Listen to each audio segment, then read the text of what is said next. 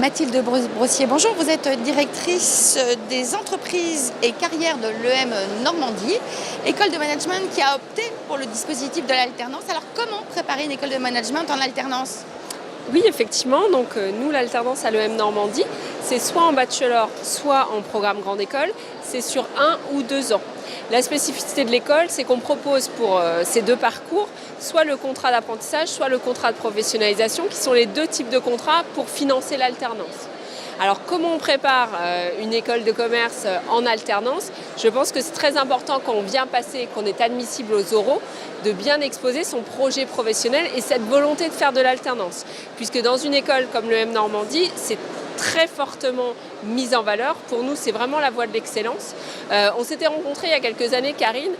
Pour vous donner une idée, nous, on a multiplié par 260% notre nombre d'alternants. On en a plus de 740 aujourd'hui à l'école.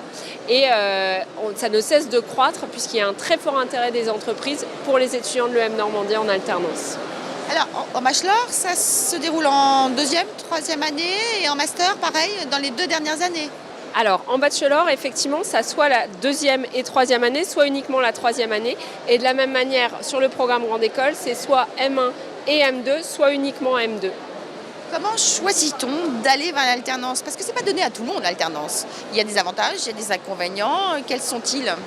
Alors tout à fait, nous c'est très important qu'en amont on rencontre nos étudiants, on organise ce qui s'appelle des ateliers alternance où les étudiants peuvent venir poser toutes les questions qu'ils ont, où on leur présente effectivement ce que c'est.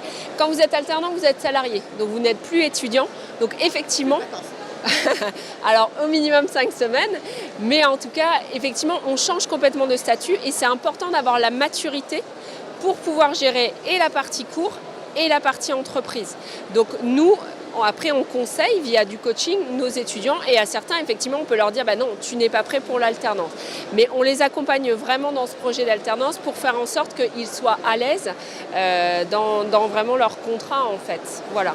Et dans le programme grande école, quand choisit-on d'aller vers l'alternance? Faut-il s'être positionné avant les concours ou faut-il attendre encore 1 an puisque l'alternance commence au niveau master? Voilà.